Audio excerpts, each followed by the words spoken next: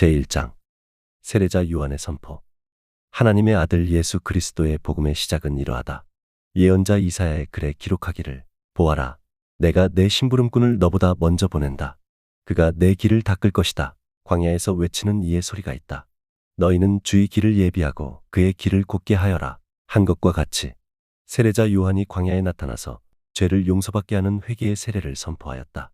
그래서 온 유대 지방 사람들과 온 예루살렘 주민들이 그에게로 나아가서 자기들의 죄를 자백하고 요단 강에서 그에게 세례를 받았다.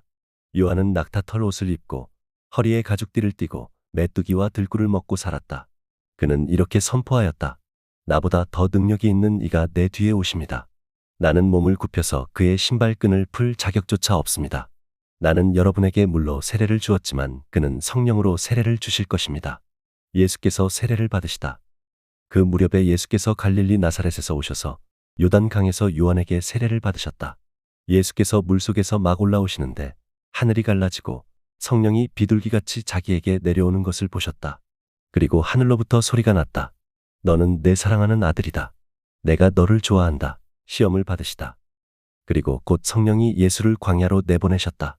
예수께서 40일 동안 광야에 계셨는데 거기에서 사탄에게 시험을 받으셨다. 예수께서 들짐승들과 함께 지내셨는데 천사들이 그의 시중을 들었다. 하나님의 나라를 선포하시다. 요한이 잡힌 뒤에 예수께서 갈릴리에 오셔서 하나님의 복음을 선포하셨다. 때가 찼다. 하나님의 나라가 가까이 왔다. 회개하여라. 복음을 믿어라. 제자 넷을 부르시다. 예수께서 갈릴리 바닷가를 지나가시다가 시몬과 그의 동생 안드레가 바다에서 그물을 던지고 있는 것을 보셨다. 그들은 어부였다. 예수께서 그들에게 나를 따라오너라. 내가 너희를 사람을 낚는 어부가 되게 하겠다 하고 말씀하셨다. 그들은 곧 그물을 버리고 예수를 따라갔다. 예수께서 조금 더 가시다가 세베대의 아들 야고보와 그의 동생 요한이 배에서 그물을 깁고 있는 것을 보시고 곧바로 그들을 부르셨다. 그들은 아버지 세베대를 일꾼들과 함께 배에 남겨두고 곧 예수를 따라갔다. 더러운 귀신이 들린 사람을 고치시다. 그들은 가버나움으로 들어갔다. 예수께서 안식일에 곧바로 회당에 들어가서 가르치셨는데 사람들은 그의 가르치심에 놀랐다. 예수께서 율법학자들과는 달리 권위 있게 가르치셨기 때문이다. 그때 회당에 악한 귀신 들린 사람이 하나 있었는데 그가 큰 소리로 이렇게 말하였다. 나사렛 사람 예수님, 왜 우리를 간섭하려 하십니까? 우리를 없애려고 오셨습니까?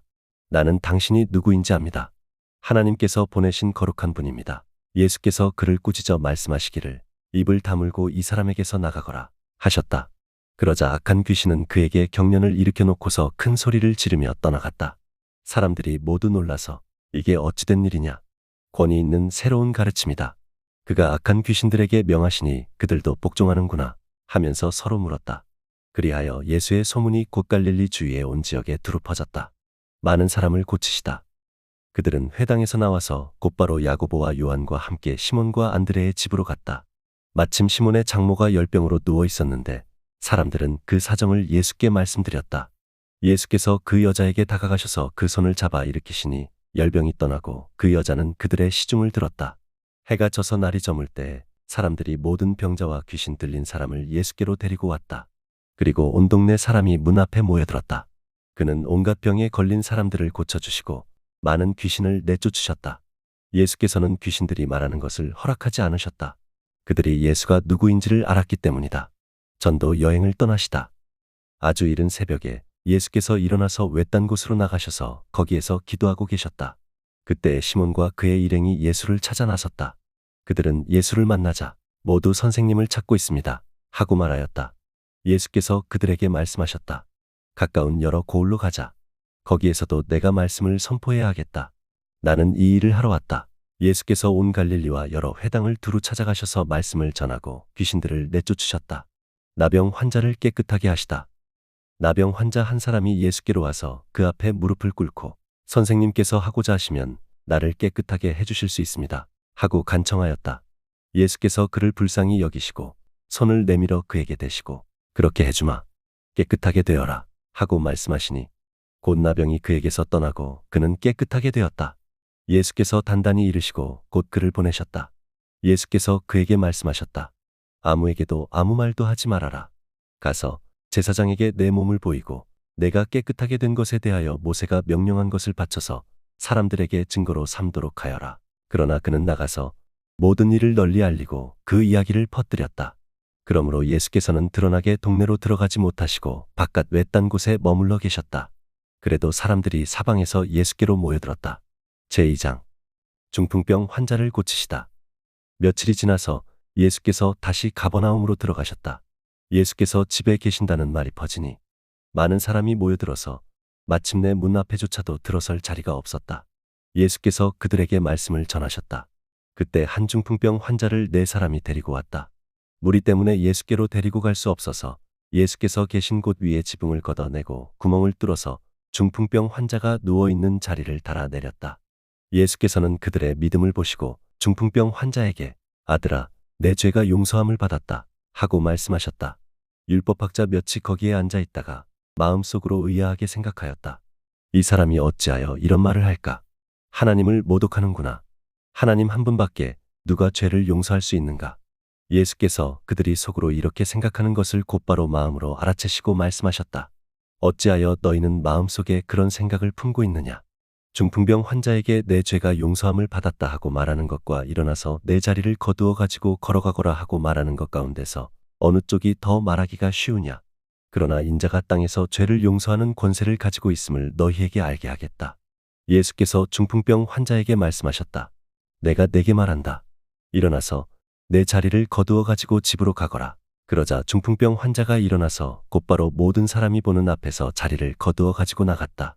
사람들은 모두 크게 놀라서 하나님을 찬양하고 우리는 이런 일을 전혀 본 적이 없다 하고 말하였다. 레위를 부르시다. 예수께서 다시 바닷가로 나가셨다. 무리가 모두 예수께로 나아오니 그가 그들을 가르치셨다. 예수께서 길을 가시다가 알페오의 아들 레위가 세관에 앉아 있는 것을 보시고 나를 따라오너라 하고 말씀하셨다. 레위는 일어나서 예수를 따라갔다. 예수께서 그의 집에서 음식을 잡수시는데 많은 세리와 죄인들도 예수와 그의 제자들과 한자리에 있었다. 이런 사람들이 많이 예수를 따르고 있었기 때문이었다. 바리새파의 율법학자들이 예수께서 죄인들과 세리들과 함께 음식을 잡수시는 것을 보고 예수의 제자들에게 어찌하여 저 사람은 세리들과 죄인들과 어울려서 음식을 먹습니까? 하고 말하였다. 예수께서 그 말을 듣고 그들에게 말씀하셨다. 건강한 사람에게는 의사가 필요하지 않으나 병든 사람에게는 필요하다. 나는 의인을 부르러 온 것이 아니라 죄인을 부르러 왔다. 금식 논쟁. 요한의 제자들과 바리새파 사람들은 금식을 하고 있었다. 사람들이 예수께 와서 물었다.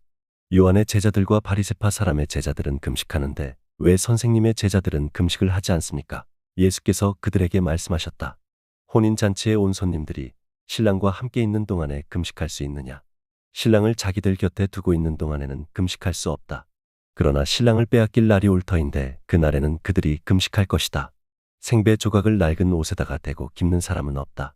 그렇게 하면 새로 된 조각이 낡은 데를 당겨서 더욱더 심하게 찢어진다. 또 새 포도주를 낡은 가죽 부대에 담는 사람은 없다. 그렇게 하면 포도주가 가죽 부대를 터뜨려서 포도주도 가죽 부대도 다 버리게 된다. 새 포도주는 새 가죽 부대에 담아야 한다. 안식일에 밀 이삭을 자르다. 안식일에 예수께서 밀밭 사이로 지나가시게 되었다. 제자들이 길을 내면서 밀 이삭을 자르기 시작하였다. 바리새파 사람이 예수께 말하였다. 보십시오. 어찌하여 이 사람들은 안식일에 해서는 안 되는 일을 합니까? 예수께서 그들에게 말씀하셨다.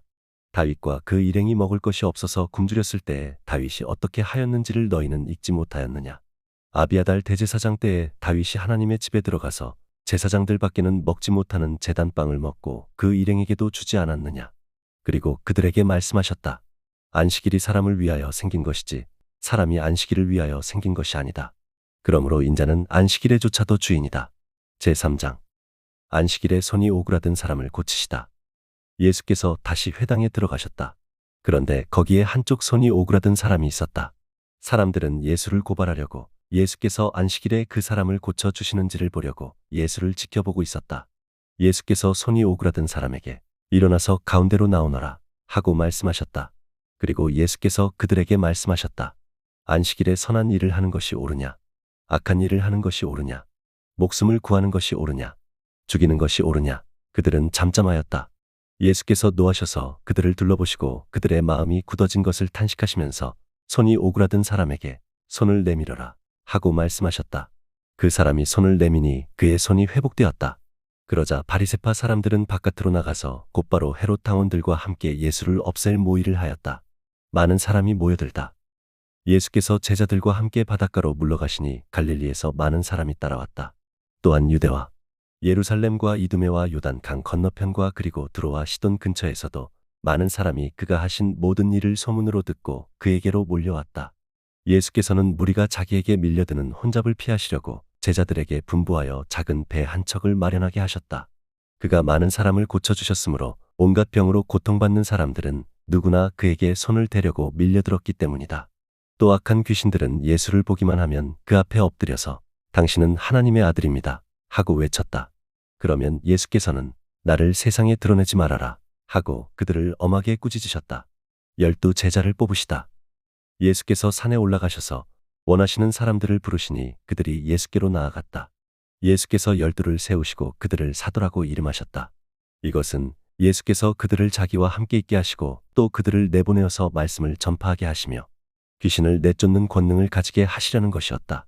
예수께서 12를 임명하셨는데 그들은 베드로라고 이름을 지어주신 시몬과 천둥의 아들을 뜻하는 보아너게라는 이름을 지어주신 세베대의 아들 야고보와 그의 동생 요한과 안드레와 빌립과 바돌로메와 마테와 도마와 알페오의 아들 야고보와 타데오와 가나안 사람 시몬과 예수를 넘겨준 가룟 유다이다. 예수와 바알세불. 예수께서 집에 들어가시니 무리가 다시 모여들어서 예수의 일행은 음식을 먹을 겨를도 없었다. 예수의 친척들이 예수가 미쳤다는 소문을 듣고서 그를 붙잡으러 나섰다. 예루살렘에서 내려온 율법학자들은 예수가 바알세불이 들렸다고 하고 또 그가 귀신의 두목의 힘을 빌어서 귀신을 내쫓는다고도 하였다.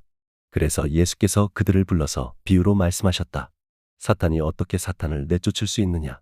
한 나라가 갈라져서 서로 싸우면 그 나라는 버틸 수 없다. 또 한 가정이 갈라져서 싸우면 그 가정은 버티지 못할 것이다. 사탄이 스스로에게 반란을 일으켜서 갈라지면 버틸 수 없고 끝장이 난다. 먼저 힘센 사람을 묶어 놓지 않고서는 아무도 그 사람의 집에 들어가서 세간을 털어갈 수 없다.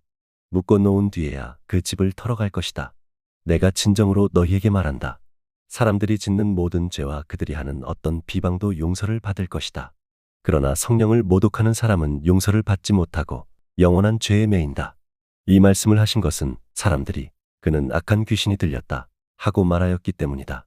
예수의 어머니와 형제 자매들. 그때 예수의 어머니와 형제들이 찾아와 바깥에 서서 사람을 들여보내어 예수를 불렀다. 무리가 예수의 주위에 둘러앉아 있다가 그에게 말하였다.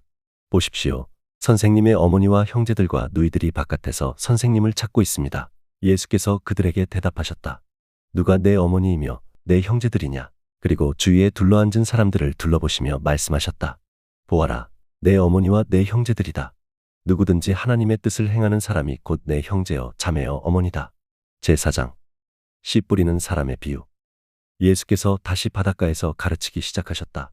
매우 큰 무리가 모여드니 예수께서는 배에 오르셔서 바다 쪽에 앉으셨다. 무리는 모두 바닷가 무태 있었다. 예수께서 비유로 여러 가지를 가르치셨는데 가르치시면서 그들에게 이렇게 말씀하셨다. 잘 들어라. 씨를 뿌리는 사람이 씨를 뿌리러 나갔다. 그가 씨를 뿌리는데 덜어는 길가에 떨어지니 새들이 와서 그것을 쪼아먹었다. 또 덜어는 흙이 많지 않은 돌짝밭에 떨어지니 흙이 깊지 않음으로 싹은 곧 나왔지만 해가 뜨자 타버리고 뿌리가 없어서 말라버렸다. 또 덜어는 가시덤불 속에 떨어지니 가시덤불이 자라 그 기운을 막아버려서 열매를 맺지 못하였다. 그런데 덜어는 좋은 땅에 떨어져서 싹이 나고 자라서 열매를 맺었다. 그리하여 30배, 60배, 100배가 되었다. 예수께서 덧붙여서 말씀하셨다. 들을 귀가 있는 사람은 들어라. 비유로 말씀하신 목적. 예수께서 혼자 계실 때에 예수의 주위에 둘러있는 사람들이 12 제자와 함께 그 비유들이 무슨 뜻인지를 예수께 물었다. 예수께서 그들에게 말씀하셨다. 너희에게는 하나님 나라의 비밀을 맡겨주셨다. 그러나 저 바깥 사람들에게는 모든 것이 수수께끼로 들린다.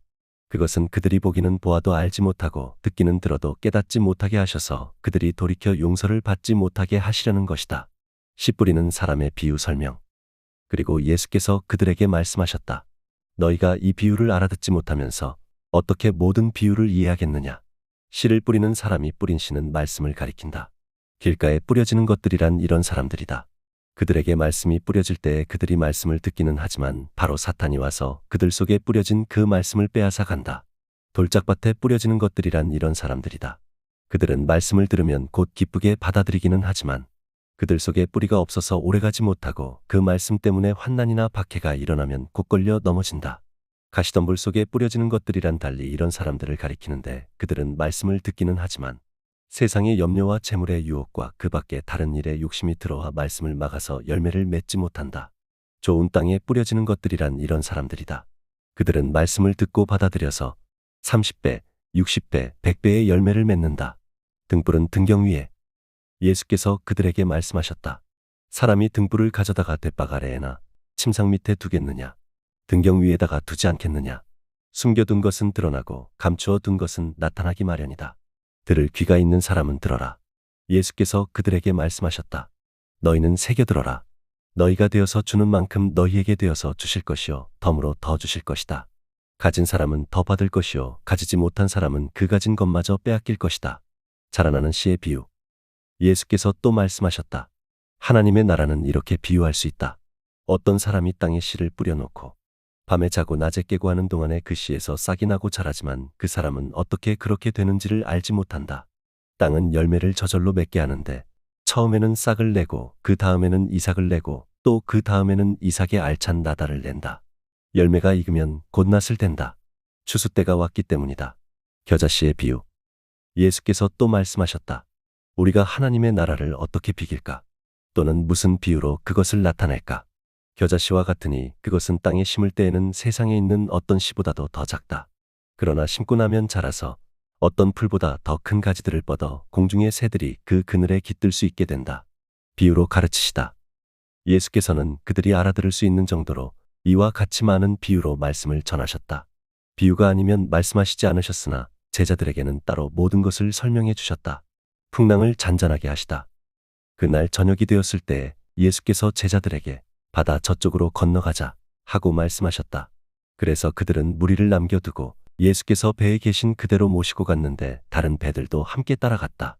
그런데 큰 광풍이 일어나서 파도가 배 안으로 덮쳐 들어오므로 물이 배에 거의 가득 찼다. 예수께서는 고물에서 베개를 베고 주무시고 계셨다. 제자들이 예수를 깨우며 선생님, 우리가 죽게 되었는데 아무렇지도 않습니까? 하고 말하였다. 예수께서 깨어나셔서 바람을 꾸짖으시고 바다더러 고요하고 잠잠해져라 하고 말씀하시니 바람이 그치고 아주 고요해졌다. 예수께서 그들에게 왜들 무서워하느냐? 아직도 믿음이 없느냐? 하고 말씀하셨다. 그들은 큰 두려움에 사로잡혀서 서로 말하기를 이분이 누구이기에 바람과 바다까지도 그에게 복종할까? 하였다.